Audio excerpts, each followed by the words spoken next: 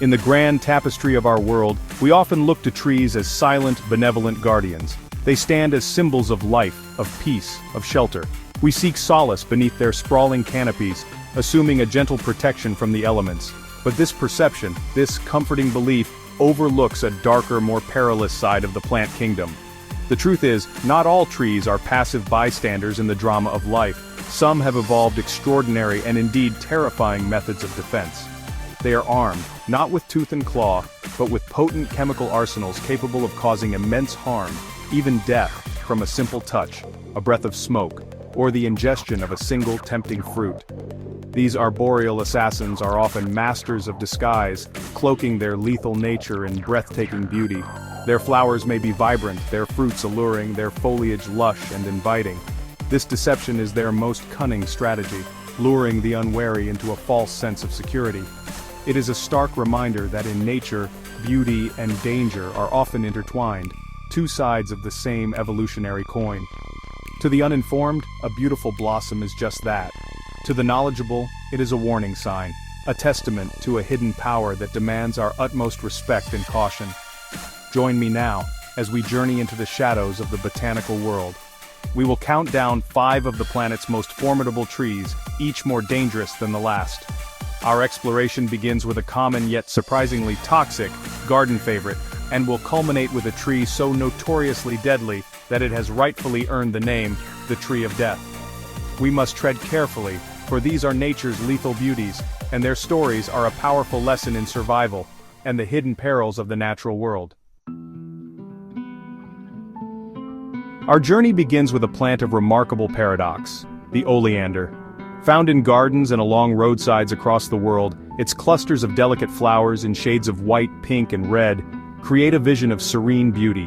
It is a hardy, resilient shrub, thriving in conditions where others might wither.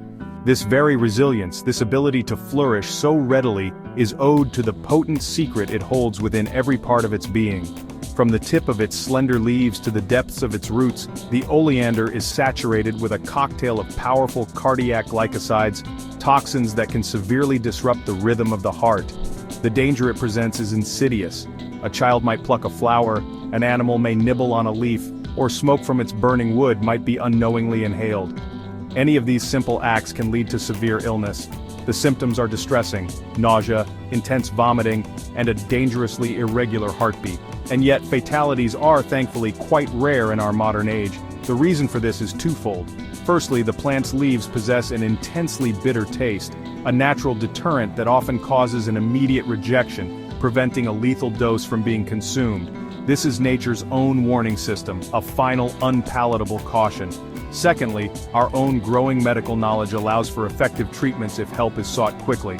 However, this does not diminish the oleander's inherent toxicity.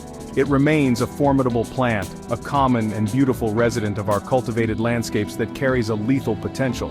It serves as our first and perhaps most important lesson, that even the most familiar and cherished of plants can hide a deadly secret. It demands our awareness and our respect, a silent guardian of the garden that is best admired from a safe distance. We venture now into the tropical regions of the Americas, to meet a tree that defends itself with startling mechanical violence. This is the sandbox tree, or Hura crepitans. Its appearance alone is a clear warning. The trunk, often thick and imposing, is covered in a formidable armor of sharp, conical spines. It looks like something from a primeval age, a fortress of wood that dares any creature to come close. This intimidating exterior is just the first layer of its defense. The true danger lies not only in its physical form but in its potent chemical and explosive capabilities. Should one manage to navigate past the spiky bark, a new threat emerges. The tree's sap is a milky, caustic latex. If this substance makes contact with the skin, it can cause angry red rashes. If it reaches the eyes, it can lead to temporary or even permanent blindness. Indigenous peoples of these forests have long known of this power, using the sap to create poison-tipped arrows for fishing and hunting. It is a tool of both nature and man, a testament to its potent biological activity. The tree does not need to be touched to inflict harm, a lesson many have learned the hard way. But its most dramatic and startling feature is how it disperses its seeds. The fruit, which resembles a small pumpkin, ripens and dries upon the branch. Then, with no warning, it detonates. The capsule explodes with a loud crack like a gunshot, flinging its flattened, disc-like seeds at speeds of up to 70 meters per second. These projectiles can travel over 45 meters, or nearly 150 feet from the parent tree. Anyone standing nearby is at risk of being struck and injured by these natural bullets. The sandbox tree is a marvel of violent evolution, a plant that demands a wide berth, for it can wound you from afar. We now encounter a plant whose danger is concentrated into one of the most beautiful and deceptively innocent objects in the natural world. This is the rosary pea, or Abrus precatorius. It is not a tree in the traditional sense, but a slender, climbing vine that produces pods filled with tiny, exquisite seeds. Each seed is a work of art, a vibrant, glossy scarlet, marked with a single, perfect black spot at its point of attachment. Their beauty is so captivating that they have been used for centuries around the world as beads in decorative jewelry, particularly rosaries, which gives the plant its common name. Herein lies the deadly paradox. These beautiful beads are reservoirs of one of the most lethal toxins known to science, abrin. Abrin is a toxalbumin, a protein that is so potent it inhibits the very function of our cells, preventing them from synthesizing essential proteins and leading to cell death. It is astonishingly toxic. The amount of abrin in a single well-chewed seed is more than enough to kill an adult human. The toxin is a silent assassin. Its effects, nausea, organ failure, and circulatory collapse, often delayed, appearing only after it is too late. The key to its danger, however, lies in its delivery. The seed's tough outer coat is remarkably resilient, and if a seed is swallowed whole, it can pass through the digestive system without releasing its poison. The peril arises only when this protective shell is broken. If the seed is crushed, chewed, or pierced, as is often done by jewelry makers who drill holes through them, the abrin is unleashed. For this reason, artisans who work with these beads are at the greatest risk. The rosary pea is a stark illustration of concentrated danger, a tiny, beautiful gem that holds the power of life and death within its fragile shell. Our journey now takes us to the coasts and swamps of India and Southeast Asia, home to a tree with a truly sinister reputation. It is known as Cerbera odolum, the suicide tree. At first glance it appears harmless, even benevolent. It produces clusters of fragrant, star-shaped white flowers and a green, fibrous fruit that bears a passing resemblance to a small, unripe mango. An unsuspecting traveler, lost and hungry, might be tempted by this fruit, a mistake that would almost certainly be their last.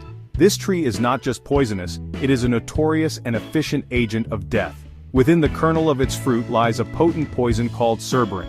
Like the toxin in the oleander, cerberin is a powerful cardiac glycoside. But it is far more devious. When ingested, it rapidly disrupts the heart's rhythm, leading to cardiac arrest within hours. What makes it so particularly dangerous is its subtlety. The poison is notoriously difficult to detect in autopsies, and its bitter taste can be easily masked in food, particularly in spicy dishes common to the region. This has made it a favored tool for both suicide and, chillingly, for homicide. In parts of Kerala, India, this tree is responsible for more deaths by poison than any other plant. Researchers have documented hundreds of cases, and it is believed the true number is far higher, with many murders being misclassified as suicides or accidental deaths. The suicide tree is not merely a passive, poisonous plant, it has become woven into the darker aspects of human society. Its silent, undetectable poison makes it an almost perfect murder weapon, a beautiful tree from which grows a fruit of despair and foul play. It stands as a chilling reminder that nature's poisons have, throughout history, been turned to humanity's most sinister purposes. We have arrived at the final and most feared subject of our countdown. On the sandy beaches and in the mangrove swamps stretching from Florida through the Caribbean to Central and South America, grows a tree so dangerous that it holds the Guinness World Record for the most dangerous tree in the world. This is the Manchineel Hippomenae manzanilla. Its Spanish name, Manzanilla de la Muerte, translates to Little Apple of Death, a chillingly accurate description of the danger it poses. Every single part of this tree is infused with a complex and caustic cocktail of toxins. Merely standing beneath its branches is a risk. The tree's sap is a thick, milky white substance that is intensely toxic. If it drips onto skin, it causes immediate blistering, burning, and inflammation, akin to a severe chemical burn. Rainwater filtering through the leaves will collect these toxins and shower them down on anyone seeking shelter underneath, resulting in the same painful blisters. Famously, Christopher Columbus, upon encountering the tree, gave it its deadly moniker after his men suffered from its effects. Warning signs are often posted near these trees, a stark testament to the danger they represent to the unwary. The little apples themselves are the tree's most deceptive lure. They are sweet-smelling and appear appetizing, but ingesting even a tiny bite of this fruit is catastrophic. It causes severe blistering and swelling of the mouth and esophagus, making it nearly impossible to swallow, followed by excruciating gastrointestinal pain that can last for hours and may prove fatal. Even the smoke from burning manchineel wood is hazardous, causing intense irritation to the eyes, which can lead to temporary blindness. The manchineel is a comprehensive chemical weapon in botanical form, a tree that can harm you by touch, by proximity, and by taste. It is without question the tree of death. Our journey through the world of deadly flora has come to an end. We have seen that the greatest dangers in the natural world do not always come with the roar of a predator or the fury of a storm. Sometimes they stand silent, rooted in the earth, cloaked in an unassuming beauty.